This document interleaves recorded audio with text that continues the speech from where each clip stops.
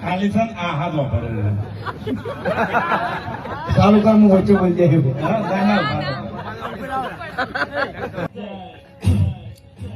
હવે આપણે છે ને કોઈ કઈ નીતિનભાઈ આયા ને અને એને આલાપ કાયો ને તાણી મને એક ખબર પડી કે અમારા ગામમાં એક ડોહો છે ડાબડી મૂઢો